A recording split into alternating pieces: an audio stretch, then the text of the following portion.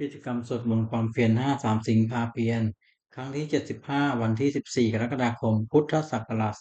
2569 EP ที่2สาระนิยธรรม6อย่างทำเป็นที่ตั้งแห่งความให้ระลึกถึงเรื่องสาระนิยธรรมมี6อย่างคือ1เข้าไปตั้งกายกรรมประกอบด้วยเมตตาในเพื่อนภิกษุสามเณรทั้งต่อหน้าและรับหลังคือช่วยขวนขวายกิจธุระของเพื่อนกันด้วยการมีพยาบาลภิกษุให้เป็นต้นด้วยจิตเมตตา2เข้าไปตั้งวจีกรรมประกอบด้วยเมตตาในเพื่อนภิกษุสามเณรทั้งต่อหน้าและรับหลังคือช่วยขวนขวายในกิจธุระของเพื่อนกันด้วยวาจา เช่นการสั่งสอนเป็นต้นด้วยจิตเมตตา3ว่าไปตั้งมโนกรรมประกอบด้วยเมตตาในเพื่อนภิกษุสามเณรทั้งต่อหน้าและรับหลังคือคิดแต่สิ่งที่เป็นประโยชน์แก่เพื่อนกัน4แบ่งปันลาภที่ตนได้มาแล้วโดยชอบทำให้แก่เพื่อนภิกษุสามเณรไม่หวงไว้เฉพาะบริโภคเฉพาะผู้เดียว4 5รักษาศีลบริสุทธิ์เสมอกันกับเพื่อนภิกษุสามเณรอื่นๆไม่ทำตนให้เป็นที่รังเกียจของผู้อื่น6มีความเห็นร่วมกันกับภิกษุสามเณรอื่นๆไม่ไว้กับใครๆเพราะ มีความเห็นผิดกันทำ6อย่างนี้ทำผู้พุทธให้เป็นที่รักที่เคารพของผู้อื่นเป็นไปเพื่อความสงเคราะห์กันและกันเป็นไปเพื่อความไม่วิวาทกันและกันเป็นไปเพื่อความพร้อมเพรียงเป็นอันหนึ่งอันเดียวกันอายอายตนะภายใน6ตาหูจมูกลิ้นกายใจอีกทีก็เรียกอายตนะภายนอก6รูปสิ่งกิริยาโผฏฐัพพะคืออารมณ์ที่มาถูกต้องกายธรรมคืออารมณ์เกิดกับใจอารมณ์6ก็เรียกวิญญาณ6อาศัยรูปกระทบตาเกิดความรู้ขึ้นเรียกจักขุวิญญาณอาศัยเสียงกระทบหูเกิดความรู้ขึ้นเรียกโสตวิญญาณอาศัยกลิ่นกระทบจมูกเกิดความรู้ขึ้นเรียกฌานวิญญาณอาศัย รสกระทบลิ้นเกิดความรู้ขึ้นเรียกชิวหาวิญญาณอาศัยโผฏฐัพพะกระทบกายเกิดความรู้ขึ้นเรียกกายวิญญาณอาศัยธรรมเกิดกับใจเกิดความรู้ขึ้นมโนวิญญาณ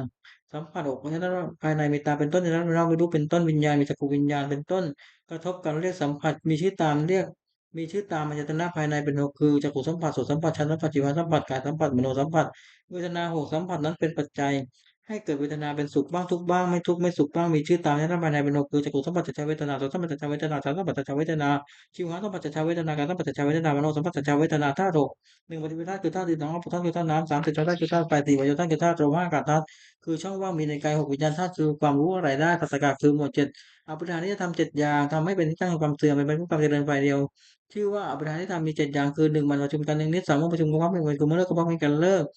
และพร้อมเพรียงช่วยกันทำกิจที่สองจะต้องทำสามไม่เป็นที่สิ่งที่พระเจ้าไม่บัญญัติขึ้นไม่ถอนสิ่งที่พระองค์ทรงบัญญัติไว้แล้วสมาทานศึกษาอยู่ในสิกขาบทตามที่พระองค์บัญญัติไว้ สี่ภิกษุอะไรเป็นผู้ใหญ่เป็นประธานในสงฆ์เคารพนับถือภิกษุเหล่านั้นเชื่อฟังถ้อยคำของท่านห้าไม่รู้อำนาจแก่ความอยากที่เกิดขึ้นหกยินดีในฐานะตถาปาเจ็ดตั้งใจอยู่ว่าเพื่อนภิกษุสามเณรซึ่งเป็นผู้มีศีลซึ่งยังไม่มาสู่อาวาสขอให้มาที่มาแล้วขออยู่เป็นสุขทำเจ็ดอย่างนี้ดังผู้ตั้งอยู่ในผู้ใดผู้นั้นไม่มีความเสื่อมเลยมีแต่ความเจริญฝ่ายเดียว ไอ้ทรัพย์เจ็ดทรัพย์คือคุณความดีที่มีในสันดานอย่างประเสริฐเรียกว่าทรัพย์มีเจ็ดอย่างคือหนึ่งศรัทธาเชื่อในสิ่งควรเชื่อสองศีลสักการวาจาใจเรียกว่าสามมิริความละอายต่อบาปทุจริตสี่อัตตปาสะดุ้งโกต่อบาปห้าปุถุจาความเป็นคนได้ยินได้ฟังมาก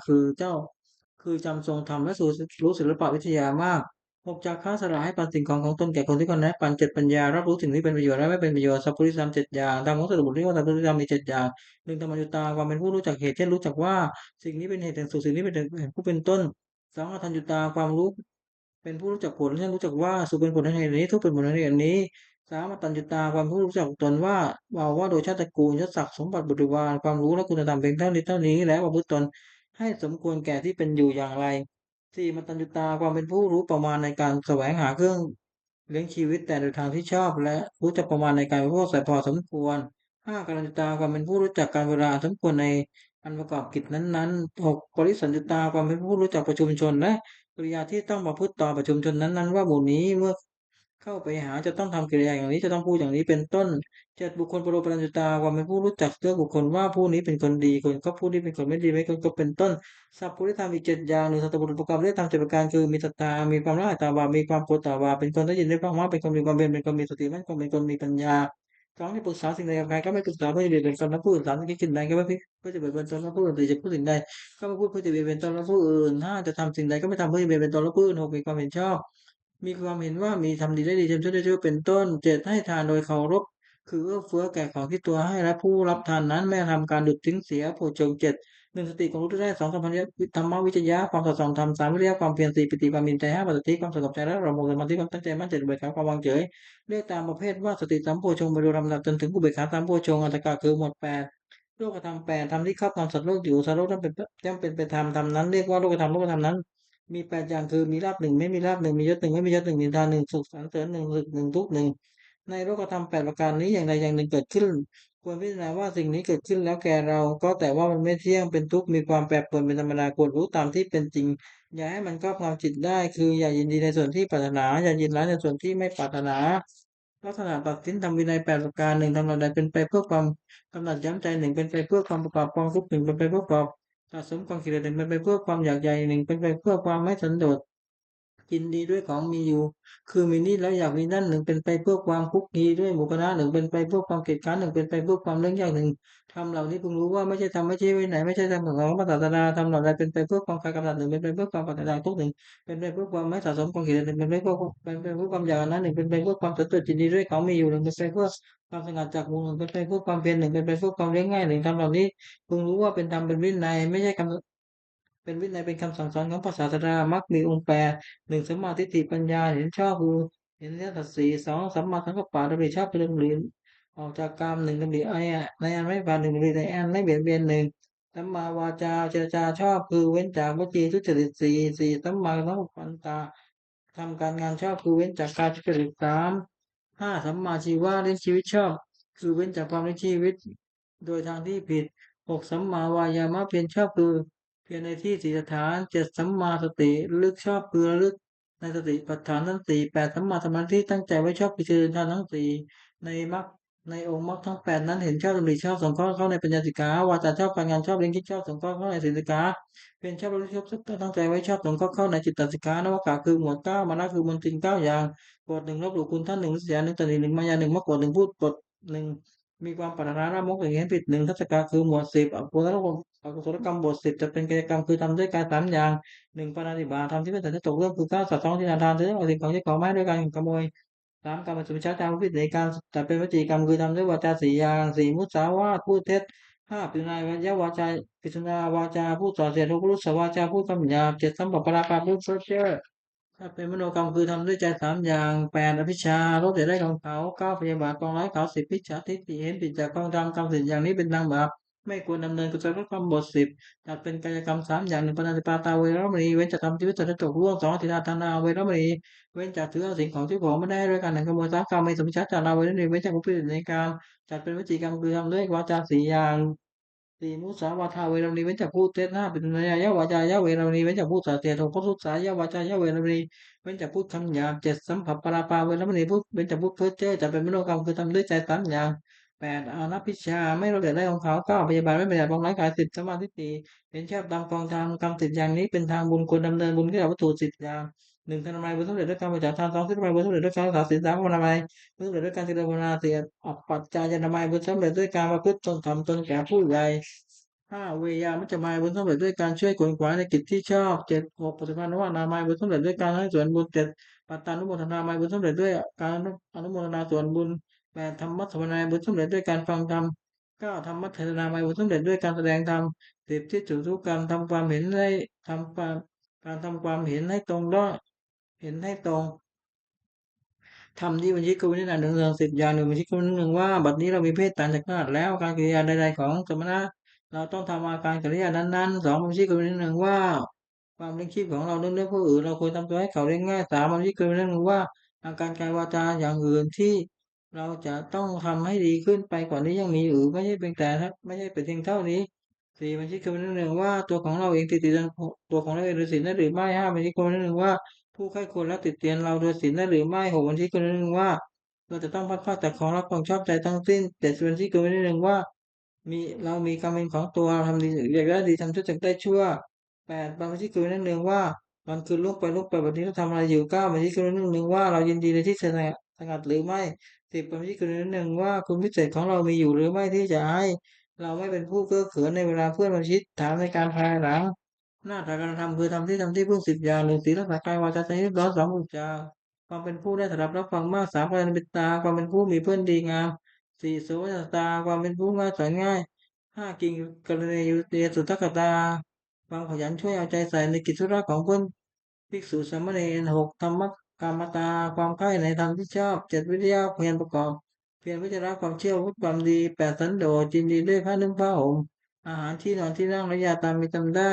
9สติจำการที่ได้ทำและคำพูดแล้วไม่นานได้10ปัญญารอบรู้ในกองสังขารตามเป็นจริงอย่างไรคาถาวัตถุคือถ้อยคำที่ควรพูด10 อย่าง1อภิจิกถาถ้อยคำที่จะนำให้มีความปรารถนาน้อย2สันตุติกถาถ้อยคำที่จะนำให้สันโดษ ยินดีด้วยปัจจัยตามมีตามได้สามปวิกถาถ้อยคำที่ชักนำให้สงัดกายสงัดใจสี่สังฆกถาถ้อยคำที่ชักนำไม่ให้ละคนด้วยหมู่สิบวิริยารำพกถาถ้อยคำที่ชักนำให้ปรารภความเพียรหกศีลกถาถ้อยคำที่ชักนำให้ตั้งอยู่ในศีลเจ็ดสมาธิกถาถ้อยคำที่ชักนำให้ทำใจให้สงบแปดปัญญากถาถ้อยคำที่ชักนำให้เกิดปัญญาสิบวิมุตติกถาถ้อยคำที่ชักนำททำใจให้พ้นจากกิเลส สิบวิมุตติญาณทัศนคาถาได้คำที่ชักนำให้เกิดความรู้ความเห็นในความที่เป็น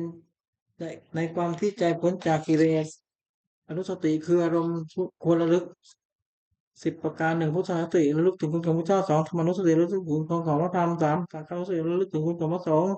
ศีลานุสติระลึกถึงสิ่งของตนห้าจาคานุสติระลึกถึงทานที่ตนมีจากแล้วหกเทวตานุสติระลึกถึงคุณที่เราบุคคลได้เจริญพยา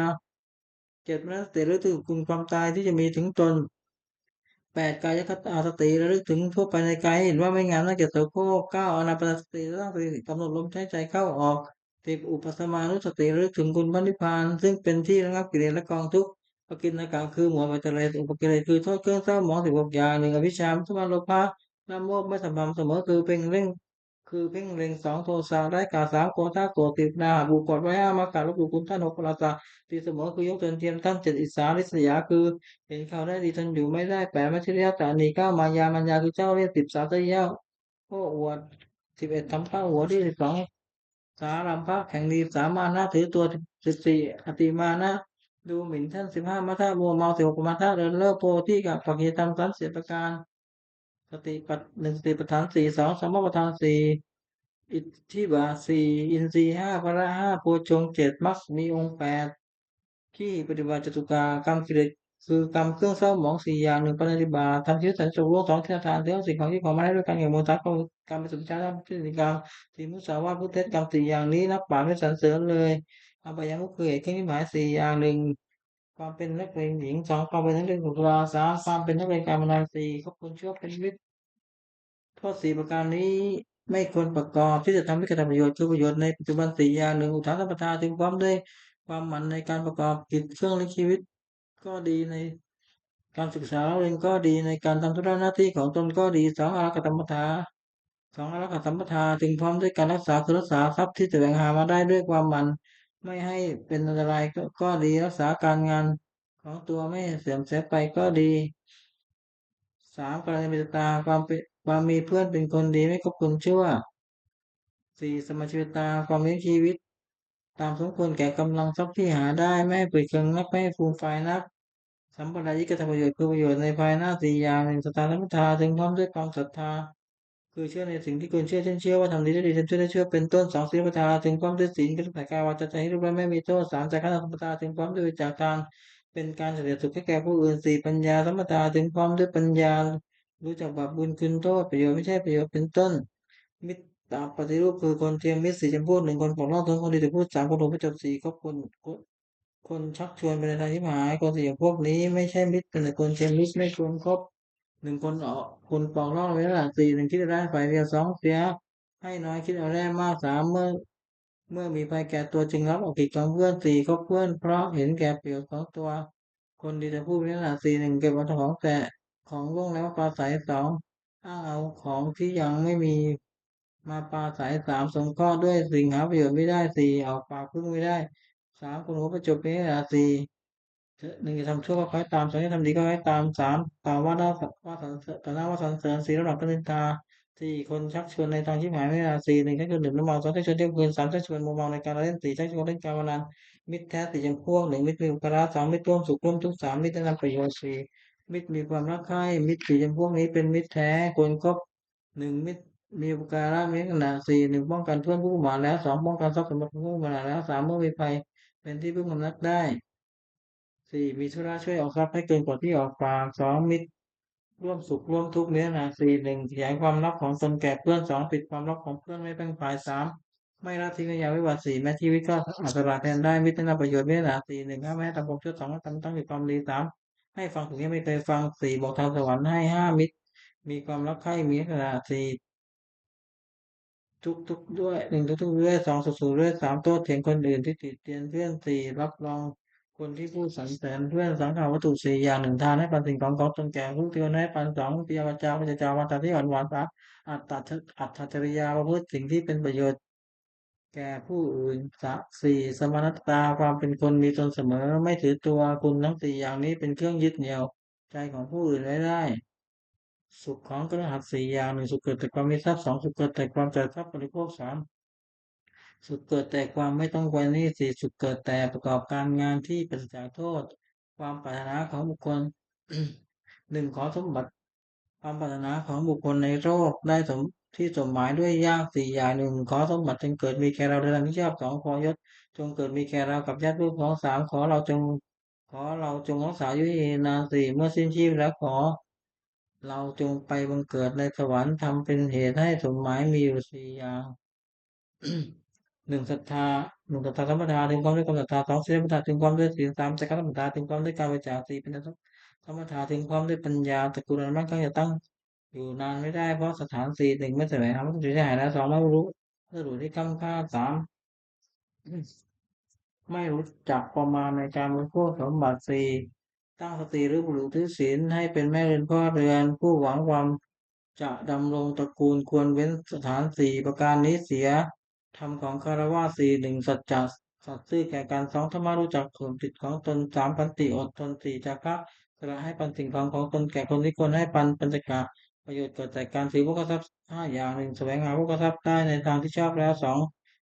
หนึ่งเลี้ยงตัวมารดาบิดาบุตรภรรยาบ่าวให้เป็นสุขสองเลี้ยงเพื่อนฝูงให้เป็นสุขสามบำบัดอันตรายที่เกิดเหตุแต่เหตุต่างๆสี่ทำพีห้าอย่างคือกอญาติพีสงเคราะห์ญาติขอให้พีต้อนรับแขกเขาเป็นพีทำบุญอุทิศให้ผู้ตายงวรพีถวายเป็นหลวงมีภาษีความเป็นต้นจอเทวตาพีทำบุญอุทิศให้เทวดาห้าบริจาคทางให้ธนธรรมผู้ผู้ชอบศีลห้าหนึ่งบรรณาปาตาไว้เว้นจากทำชีวิตจัดให้ตกล่วงสองที่ทำทานเว้นแล้วเว้นจากถือเสียงไม่ให้ด้วยการแห่งโมตะกรรมเป็นสัจจาจาวัะ ลาเวรมณีเวชบุตรผิดในกามสี่มุสาวาทาเวรมณีเวชบุตรเท็จห้าสุราเมรยะไม่ใช่ปมาทานาเวรมณีเวชจากการดื่มน้ำเมาคือสุราและเมรัยอันเป็นที่ตั้งแห่งความประมาทศีลห้าประการนี้คฤหัสถ์ควรรักษาเป็นนิจมิจฉาวณิชชาคืออาการค้าขายไม่ชอบธรรมห้าอย่างหนึ่งค้าขายเครื่องอาหารสองค้าขายมนุษย์สามค้าขายสัตว์เป็นสำหรับข้าวเป็นอาหารสี่ค้าขายน้ำมันว่าค้าขายยาพิษการค้าขายห้าอย่างนี้เป็นข้อห้ามหัวศกไม่ให้ประกอบสมบัติของอุบาสกห้าประการหนึ่งประกอบด้วยศรัทธาสองมีศีลบริสุทธิ์สามไม่ถือตัวไม่ถือมงคลตื่นกล่าวคือเชื่อกรรมไม่เชื่อมงคลสี่ไม่แสวงหาวัสดุเขตบุญนอกพุทธศาสนาห้าบำเพ็ญบุญแต่ในพุทธศาสนาอุบาสกพึงตั้งใจในสมบัติห้าประการและเว้นจากวิบัติห้าประการซึ่งวิปริตจากสมบัตินั้นจากการที่หกหนึ่งกุลธิมที่กระทิบเบื้องหน้ามารดาบิดาสองพระกินที่กระทิบเบื้องขวาอาจารย์สามปฏิมที่กระทิบเบื้องหลังบุตรภรรยา อุณที่กระทิศเบื้องซ้ายมิตรหกเหตุทิมที่กระทิศเบื้องต่ำเบาหกบุริมที่กระทิศเบื้องบนสมณพราหมณ์หกบุรทิมที่กระทิศเบื้องหน้ามารดาบิดาบุตรฟังเข้าบุตรพึงบำรุงด้วยสถานห้าหนึ่งท่านได้เลี้ยงเอามาแล้วเลี้ยงท่านตอบสองคำผิดของท่านสามดำรงวงศกุลสี่ประพฤติตนให้เป็นคนที่ควรรับทรัพย์มรดกห้าเมื่อท่านล่วงลับไปแล้วทำบุญอุทิศให้ท่านมารดาบิดาได้รับบุญอุทิศรับย่อมรู้เคราะห์ บุตรด้วยสถานห้าหนึ่งห้ามไม่ให้ทำความชั่วสองให้ตั้งอยู่ในความดีสามให้ศึกษาศิลปวิทยาสี่หาภรรยาที่สมควรให้ห้ามอบทรัพย์ให้ในสมัยหนึ่งสองทักษิณที่กระทิศเบื้องขวาอาจารย์สิทธิพงศ์ด้วยสถานห้าหนึ่งด้วยขึ้นยกขึ้นยอมรับยืนรับสองด้วยการเข้าไปยืนรับใจสี่ด้วยเชื่อฟังสี่ด้วยอุปถากห้าด้วยเรียนที่ฝ่ายวิชาโดยเคารพอาจารย์ได้บุญเชยแล้วย่อมอนุเคราะห์สิทธิ์ด้วยสถานห้าหนึ่งแนะนำดีสองเรียนดีสามบอกศิลปะให้สิ้นเชิงไม่ผิดแปลงนำทางสี่ยกย่องให้เป็นที่ปรากฏในเพื่อนฝูงห้าทำความป้องกันในทิศทั้งหลายคือจะไปทางทิศไหนก็ย่อมอดคือจะไปทางทิศไหนก็ไม่อดอยากสามปฏิมทิกทิศเบื้องหลังภรรยาสามีภูมิฐานห้าหนึ่งด้วยการยกย่องครับถือว่าเป็นภรรยาสองด้วยไม่ดูหมิ่นสามด้วยไม่ประพฤติล่วงใจสี่ด้วยมอบความเป็นผู้ใหญ่ให้ห้าด้วยให้เครื่องแต่งตัวภรรยาได้บุญทีได้เป็นแล้วก็สามีด้วยสถานห้าหนึ่งจัดการงานดีสองสงเคราะห์คนไม่เคียงผัวดีสามไม่ประพฤติล่วงใจผัวสี่รักษาทรัพย์ที่ผัวหามาได้ไว้ห้าขยันไม่เกียจคร้านในกิจการทั้งปวงสี่อุดรที่กระทิศเบื้องซ้ายมิตรกุลบุตรภูมิด้วยสถานห้า หนึ่งด้วยให้ปันสองด้วยเจรจาถ้อยคำไพเราะสามด้วยประพฤติประโยชน์สี่ด้วยความเป็นผู้มีตนเสมอห้าด้วยไม่แกล้งกล่าวให้คลาดจากความเป็นจริงมิตรได้บางทีแล้วมันก็กุลบุตรด้วยสถานห้าหนึ่งรักษามิตรของผู้มาแล้วสองรักษาทรัพย์ของมิตรผู้มาแล้วสามเมื่อมีภัยเอาเป็นที่พึ่งและได้สี่ไม่ละทิ้งยามบัตห้านับถือตลอดถึงวงของมิตรห้าเหตุที่คิดเบื้องต่ำบ่าวนายกรุงรู้ด้วยสาร ห้าหนึ่งด้วยจัดการงานให้ทำตามสมควรแก่กำลังสองด้วยให้ได้รางวัลสามด้วยรักษาพยาบาลในเวลาเจ็บไข้สี่ด้วยแจ้งสี่ด้วยแจกของมีรสแปลกประหลาดให้กินห้าด้วยปล่อยในสมัยบ่าวได้บุญชนิดได้ย่อมอนุเคราะห์นายด้วยสถานห้าหนึ่งลุกขึ้นทำงานก่อนนายสองเลิกงานทีหลังนายสามถือเอาของที่แต่ของที่นายให้ห้าทำการงานให้ดีขึ้น หกนำคุณของนายไปสรรเสริญในที่นั้นๆหกอุปราทิมที่คือที่เบื้องบนสมณพราหมณ์กระดูกคุณด้วยหลานห้าหนึ่งด้วยกายกรรมคืออะไรอะไรประกอบด้วยเมตตาสองด้วยวิจิกรรมพูดอะไรประกอบด้วยเมตตาสามด้วยมโนกรรมคือคิดอะไรประกอบด้วยเมตตาสี่ด้วยความเป็นผู้ไม่ปิดประตูคือมีได้คือไม่ได้ห้ามเข้าบ้านเรือนห้าด้วยให้อมิตรทานสมณพราหมณ์ได้บุญนี้ได้ย่อมรู้ก็กุลบุตรด้วยสถานหกหนึ่งห้ามไม่ให้กระทำความเชื่อสองให้ตั้งอยู่ในความดีสามรู้ก็ด้วยน้ำใจงามตีให้ได้ฟังสิ่งที่ยังไม่เคยฟังห้าทำสิ่งที่เคยฟังแล้วให้แจ่มบุกมองทางสว่างให้ทำให้มุกเปื่อยขี้หายสหกถึงหนึ่งหรือมาสองที่กลางคืนสามเที่ยวการเล่นสี่เล่นการพนันห้ามันคงจะเป็นวิถกกิจการทำการงานหนึ่งดื่มน้ำมันมีโทษหกหนึ่งเสียทรัพย์สองขอทะเลาะวิวาทสามเกิดโรคสี่ต้องติดเตียงห้ามุขอาหารทางปัญญาที่กลางคืนมีโทษหกหนึ่งเชื่อว่าไม่รักษาตัวสองเชื่อว่าไม่รักษาลูกเมียสามเชื่อไม่รักษาทรัพย์สมบัติสี่เป็นที่ระแวงของคนทั้งหลาย มักถูกใส่ความได้ความลำบากมากสามเที่ยวดูการละเล่นมีโทษตามวัตถุที่ไปดูหกหนึ่งเราที่ไหนไปที่นั่นสองเราที่ไหนไปที่นั่นสามสี่สีตีปากไปที่ไหนไปที่นั่นสี่เสพาที่ไหนไปที่นั่นห้าเพลงที่ไหนไปที่นั่นหกกระทงที่ไหนไปที่นั่นห้าเล่นการพนันมีโทษหกถึงเมื่อชนะย่อมก่อเวรสองเมื่อแพ้ย่อมเสียดายทรัพย์สามทรัพย์ย่อมที่มหาสี่ไม่มีใครจะสงแข่งการเนี้ยห้าเป็นที่หมิ่นประมาทของเพื่อนหกไม่มีใครประสงค์จะแต่งงานด้วย ห้าคบคนชั่วเป็นมิตรมีโทษตามบุคคลที่ไปคบหกหนึ่งนำให้เป็นนักเลงการพนันสองนำให้เป็นนักเลงเจ้าชู้สามนำให้เป็นนักเลงเหล้าสี่นำให้เป็นคนลวงเขาด้วยของปลอมห้านำให้เป็นคนลวงเขาซึ่งหน้าหกนำให้เป็นคนหัวไม้หกเกียรติค้านทำงานมีโทษหกหนึ่งไม่ให้ว่าหลังแล้วก็ไม่ทำงานสองไม่ให้ว่าวันแล้วก็ไม่ทำงานสามไม่ให้ว่าเวลาเย็นแล้วไม่ทำงานสี่ไม่ให้ว่าเขาอยู่แล้วไม่ทำงานห้าไม่ให้ว่าหิวแล้วไม่ทำงานหกไม่ให้ว่า กระหายนักแล้วไม่ทำงานผู้หวังความเจริญด้วยผู้กระทรัพย์พึงเว้นเหตุแก้หายหกประการนี้เสียปฏิทานคาถายาเทวตาสันติวิหารวัตินีทุเปเคเรโพธิเคเรติงติงตาธรรมาเทนาภูริปุริตา โสถิงกรณเตทวยัสเลเทราจมัชฌาโนกาลภิกขโวสารามิกาธนปฏิอุปสกาคามิเตตานิกมาจิตราสัพพานภูตาสุกิตาวรเตจราปชาเยปีจันทรมวัตเตจตตาอนุปปติการนิยานิกนวนาปฏิเตสัพเพปิทุกัสสะกโรตุสังกยังทัตตุจิกรังตังโมธรรมัตตราจบุคลาทังโกตุสัมภวะอัฏฐายะจิตตายะจาอเมรกตุสัตตโมสัพเพวิตามาจาริเนโอติงตัปปะปุเรยามาธรรมเมอริยปเวทเตปทันนังตุสัพเพวิปันโนปุสตะเตธรรมะเทวังไหวทันตุกาลิเทววัสโสพุทธิภาวายาสัตตนาสมิทังเนตุเมตุนิมาตาปิตาแต่ทางนิจังรังยติปุตกัง เอวังธรรมีราชโนปชังรักขันตุสาพะทาเทวตาอยู่ชนคถาทุกขปัตตาจนิทุกขาปยาปัตตาจนิปยาโสกปัตตาจนิโสกาหุตุสัพเพวิปานิโนเอตาวตาจามิตัมปะตังปุญญตัมปะตังสัพเพเทวานุตุสัพพะสัมปติสิทธิอาลานังโลกังสุสัตตาสีรังลักขตุสัพพตาภาวนาเปตาหุตุขจตุเทวตาคตาสุมังคลคถาวันตุสัพพังสุมังคลังลักขตุสัพพเทวตาสัพพพุทธานุภาเวนะสติวันตุนิรันตรังวันตุสัพพังสุมังคลังลักขตุสัพพเทวตาสัพพพุทธานุภาเวนะสติวันตุนิรันตรังวันตุสัพพังสุมังคลัง สุมังคลคถาวันตุสัพพังสุมังคลังละคันตุสาปเทวตาสัพพพุทธานุภาเวนะโสติวันตุนิรันตรังวันตุสัพพังสุมังคลังละคันตุสาปเทวตาสัพพธรรมานุภาเวนะโสติวันตุนิรันตรังวันตุสัพพังสุมังคลังละคันตุสาปเทวตาสัพพสังฆานุภาเวนะโสติวันตุนิรันตรัง สัพเพพุทธาปรปัตตาปเจกานันจะยังพรังอรันตานันจะเตเทระมนุวิสัพพโสสัพเพพุทธาปรปัตตาปเจกานันจะยังพรังอรันตานันจะเตเทระมนุวิสัพพโสสัพเพพุทธาปรปัตตาปเจกานันจะยังพรังอรันตานันจะเตเทระมนุวิสัพพโสสัพเพพุทธาปรปัตตาปเจกานันจะยังพรัง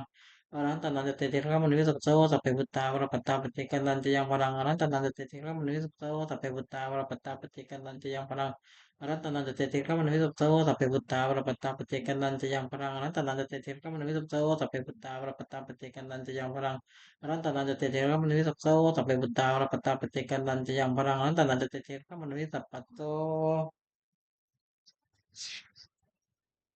บทแผ่เมตตาให้ตนเองอาหุโตโหมิขอให้พระเจ้ามีความสุขอาหังนิโกโหมิขอให้พระเจ้าปราศจากความทุกข์อาหังวโรโหมิขอให้พระเจ้าปราศจากเวรอาหังพระเจ้าปโจโหมิขอให้พระเจ้าปราศจากอุปสรรคอันใดทั้งปวงสุขียตนาบริรามิขอให้ข้าพเจ้ามีความสุขกายสุขใจและสักกายวาจาใจให้พ้นจากความทุกข์ภัยทั้งปวงเถิดบทสวดแผ่เมตตาให้สรรพสัตว์ทั้งหลายสัพเพสัตตาสัตว์ทั้งหลายที่เป็นวัตถุเกิดแก่เจ็บตายด้วยกันทั้งหมดทั้งสิ้นในเวลาของตัวจงเป็นสุขเป็นสุขเถิดจะได้มีเป็นและกันเลยพระเจ้าประเจ้าของตัวจงเป็นสุขเป็นสุขเถิด จะได้มีเป็นซึ่งกันและกันเลยในข่าวว่าตู่จะเป็นสุขเป็นสุขเธอจะได้มีความต้องการใจเลยสุขแค่ตารางบริหารตู่จะมีความสุขการสุขใจและกับตอนนั้นก็จะความสุขสิ้นเทินบทแผ่เมตตาที่สัพเพสัตตาสัตตาของตู่อวตารสุขชีวิตโอขอให้ตทั้งหลายอย่าได้มีกันและกันเลยจงเป็นผู้ดำรงชีพอยู่เป็นสุขทุกเมื่อเธอกตังปุญญังพรังไมหังกัปปีปะเกพระวันตุเตขอให้ตทั้งหลายจงได้ถวายผลบุญที่ข้าพเจ้าได้บำเพ็ญเพียรด้วยกายวาจาใจแล้วนั้นเทน ขอให้สงฆ์แห่งผลบุญกุศลนี้จงเป็นทรัพย์สินมงคลแก่ข้าพเจ้าให้แคล้วคลาดปลอดภัยจากทุกโศกโรคภัยอันตรายทั้งปวงให้มีแรงดันได้สุขินร่างกายเป็นสัมมาที่เป็นชอบธรรมคำว่าไม่มีอดอยากจนขอให้ได้มีแก่ข้าพเจ้าขอให้ข้าพเจ้ามีสัมมาทิฏฐิตั้งมั่นในพระธรรมคำสอนแห่งองค์สมเด็จพระสัมมาสัมพุทธเจ้าดำรงอยู่ในความดีตลอดกาลนานอีกทั้งปลอดเทพเทวดาทั้งหลายผู้ได้อนุโมทนาสาธุการบุญกุศลนี้ประเสริฐประสาทพรน้อมส่งมอบแห่งบุญในส่วนวัตถุมงคลหลวงปู่ทวดเจตถีคนหมายอาจารย์หลวงปู่ศิลารวมถึงวัตถุมงคลที่ทั้งปวงที่สาม วัตถุมงคลทั้งปวงที่สามสิ่งนี้ได้จัดสร้างขึ้นให้เปลี่ยนด้วยพุทธานุภาพเทวานุภาพและนิพพานุภาพอันเสด็จอำนวยผลให้เป็นสิริมงคลแก่ผู้ครอบครองและผู้ใช้ทุกประการเทอญสาธุสาธุสาธุ